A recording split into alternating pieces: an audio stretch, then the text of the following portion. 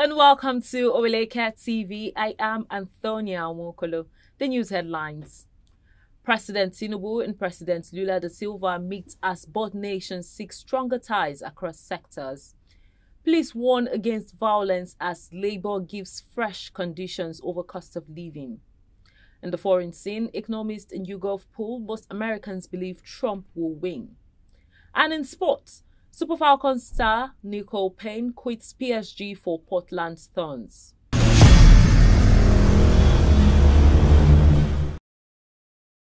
Welcome back. Now the news in details. President Bola Tinubu and President Luis Inacio Lula da Silva of Brazil met in Addis Ababa, Ethiopia, and had fruitful discussions on comprehensive strengthening of bilateral ties in all fields. Speaking at the meeting, President Tinubu emphasized the strength of Nigeria's economic potential and influence, saying the country is witnessing a leap forward despite some short-term reform pains, as his administration is removing all encumbrances to business. The president further explained that his administration is investing in critical sectors of the economy like healthcare, education, and agriculture to ensure the welfare of all Nigerian citizens and to create sustainable economic prosperity for future generations. Assessing Nigeria's natural and human resource wealth akin to Brazil's, President Lula da Silva said Africa's largest economy and South America's largest economy have a long and interesting history together. The Brazilian leader said Nigeria and Brazil once had a trade volume of more than $10 billion in the past, which has now plummeted to $1.6 billion, emphasizing that he is determined to strengthen bilateral relations. While identifying solid mineral exploration, agriculture, health, education, and healthcare as areas of immediate concern, President Tinubu emphasized that the will of the two leaders to collaborate is firmly established. The leaders of the largest democracies in Africa and South America, respectively, agreed to work out the modalities for a state visit to Brazil by President Tinubu after President Lula da Silva extended an invitation, which the Nigerian leader warmly accepted. The police authorities have said they would not condone any form of violence during the planned two-day demonstration declared by organized labor in protest against the hardships and high cost of living in the country. The police handed down the Riot Act as the Nigerian Labour Congress gave fresh conditions ahead of the minimum wage negotiation commencing today. The warning is coming against the backdrop of the alarm by the African Development Bank that rising prices of fuel and other commodities could lead to social unrest in Nigeria, Ethiopia, Angola, and Kenya. The AFDB sounded the warning in its macroeconomic performance and outlook for 2024, in which it projected Africa's economy to grow higher than the 3.2% recorded in 2023. The AFDB projected that growth on the continent will rebound to 3.8% in 2024. However, the bank cautioned that an increase in fuel and commodity prices occasioned by currency depreciation or subsidy removal in Nigeria, Angola, Kenya, and Ethiopia could trigger internal conflicts. The union said they had mobilized their members for the nationwide protest slated for February 27th and 28th.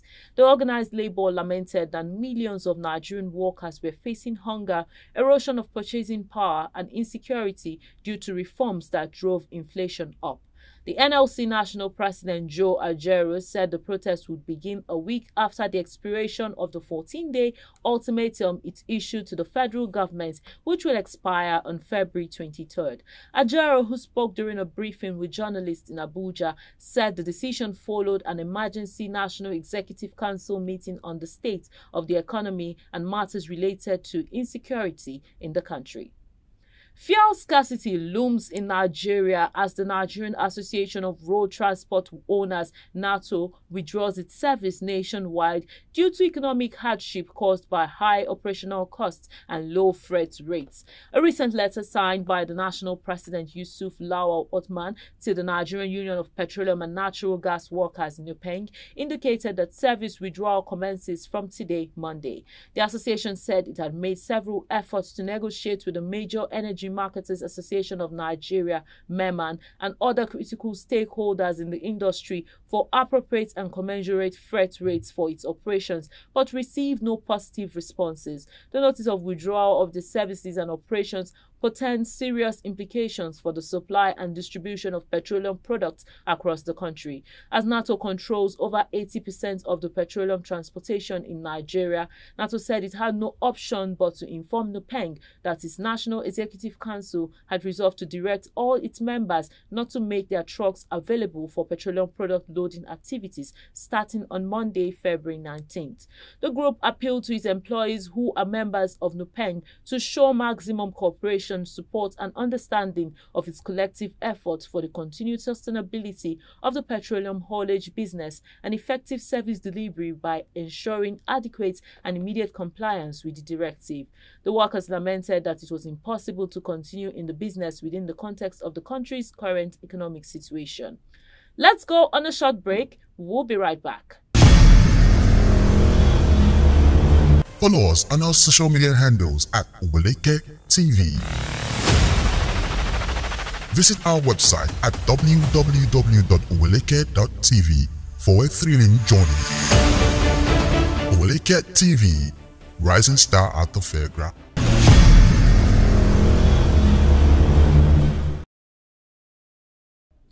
Welcome back. Operatives of the Ilori Zonal Command of the Economic and Financial Crimes Commission (EFCC) have arrested two Chinese, Yang Xiao, 39, and Xiao Zhang, for suspected illegal mining activities. They were arrested alongside Chidi Joseph Osuji, who's 48 years old, suspected to be an accomplice in the illegal business. Acting on intelligence reports, the suspects were trailed to their mining sites located at Ogumaki and Ogere, Ogun State, where they were arrested after days of surveillance. Preliminary investigations, according to a statement signed by EFCC Head of Media and Publicity Dele Oyewale, showed that Chao and Chidi are working as factory manager and machine operator respectively with Cruise Chemical Nigeria Limited located at Ogumaki in Ogun State, while Jiang works with John Odiba Multibiz as an assistant manager in Ogere, Ogun State. The suspects, who operate as a cartel, allegedly specialize in illegal mining of minerals such as marble stone, white powder, lithium and lepidolites, among others, which they are transporting outside the country through illegitimate means for private gains. Investigations also linked the three suspects as owners of the solid minerals being conveyed by the 41 suspects arrested with truckloads of minerals at Share, Bani, Ladi, Patagi and Okolowo in Kwara and Igbeti and Ogbomoso in Oyo State by operatives of the Ilori Zonal Command of the EFCC on February 5th, 2024. They were arrested for engaging in mining activities without requisite licenses. Rampaging bandits have invaded another Kaduna community, Gindi Duse Makali village of Kofana district in Kajuru local government area of Kaduna state, killing 12 persons with 9 others sustaining varying degrees of injuries. 17 houses were set ablaze by the marauders during the attack. It was gathered that the bandits stormed the community around 5 a.m. on Sunday morning as the residents were still asleep and immediately started shooting sporadically. The attack comes barely 48 hours after bandits attacked communities in Agabi and Kauru local government areas of the state, killing about 9 persons and kidnapping 35 others from both communities, including a retired director of the Central Bank of Nigeria and his younger brother and wife in Kwasam and Sabon Lai communities. Although the police authorities in Kaduna State were yet to confirm the attack, the community leader Moses Musa told journalists that the attack occurred in the early hours of Sunday and very close to a military checkpoint. He disclosed that 9 of the victims were burnt to death inside their rooms, while 9 others sustained varying degrees of injuries from the fire. The community leader also disclosed that 17 houses were burnt by the bandits during the attack that lasted for some hours without any resistance from the military men that were stationed in the community. Meanwhile, while working with security forces and other critical stakeholders on mitigating security challenges in the state, Governor Uba Sani said he has received security reports on renewed bandit attacks resulting in loss of lives, kidnappings and destruction of properties in Kajuru, Kauru and Igabi local government areas. The Nigerian Meteorological Agency, NiMet, has predicted haziness and cloudiness across the country from Monday to Wednesday. It warned that people with respiratory issues, among others, to be cautious of the weather and wear face masks. NiMet's weather outlook released on Sunday in Abuja forecast moderate dust haze with a horizontal visibility range of 2 kilometers to 5 kilometers over the northern and north-central states. It said that patches of clouds are expected over the coast in the morning, with chances of isolated thunderstorms over parts of Edo, Ondo, Lagos, Delta, Rivers, and Bayelsa states during the afternoon and evening hours. According to NiMet, moderate dust haze with horizontal visibility range of 2 kilometers to 5 kilometers is expected over the northern and north-central regions on Tuesday, except in Kwara, Benue, and Kogi. Patches of clouds in a hazy atmosphere were anticipated. It also forecast patches of cloud in a hazy atmosphere over the north-central region, except over parts of Plateau, Kwara, Benue, and Kogi states, where isolated thunderstorms were expected later in the day. Up next are stories on the foreign scene after the break. Follow us on our social media handles at Oweleketv. Visit our website at www.oweleketv for a thrilling journey. Oweleketv, rising star at the fairground.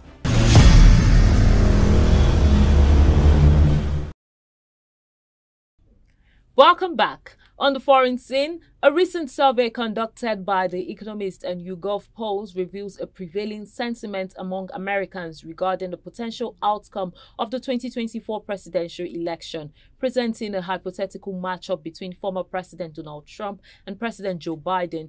The poll asked participants not whom they would support, but who they believed would emerge victorious in such an election scenario. The findings indicate a divided perception among respondents, with both Trump and Biden receiving 44% support in a direct contest. However, when it comes to expectations of victory, 45% of those surveyed predict Trump would win, surpassing the 34% who foresee a Biden triumph. The poll also notes 21% remain undecided on the matter. The sentiment leans more distinctly towards Trump among registered voters, with 44% betting on his victory against 37% vying for Biden. The confidence gap widened further along party lines, with 84% of Republicans expressing confidence in Trump's success, compared to the 73% of Democrats who believe in Biden's chances. In entertainment, the winner of the Big Brother Naija Level Up edition, Josephine Otabo, popularly known as Phyna, has recounted how she narrowly escaped kidnappers' attack in Delta State. It reports that the reality star made this known in a post via her X account, narrating her experience. She said the kidnappers hijacked 4 cars in front of the vehicle she rode in and abducted the passengers. According to Phyna, how the other vehicles, including the one she was in, made a U-turn left her shivering. In sports, American outfit Portland Thorns FC have completed the signing of Super Falcons defender Nicole Payne from PSG. The French Giants announced the transfer of the American-born Nigerian international on their official channels. Portland Thorns FC secured the services of the 23-year-old defender on a season-long loan from the reigning champions of Division 1 Feminine in France. She made only 4 appearances for PSG under the terms of the agreement. Nicole Payne will don the Portland Thorns FC jersey until December 31st, 2024 on loan with an option to make the deal permanent. It's a return to American football for Payne, who joined PSG in July 2023 after concluding her collegiate career in the United States. And just before we go, here's a recap of the headlines. President Tinubu and President Lula Da Silva meet as both nations seek stronger ties across sectors. Police warn against violence as Labour gives fresh conditions over cost of living. In the foreign scene, Economist and YouGov poll, most Americans believe Trump will win. And in sports, Super Falcons star Nicole Payne quits PSG for Portland Thorns. And that's the package on our news bulletin. Kindly follow us on all our social media platforms at Oweleketv. Our website is www.oweleketv. I am Antonia Mwokolo. Thank you for watching.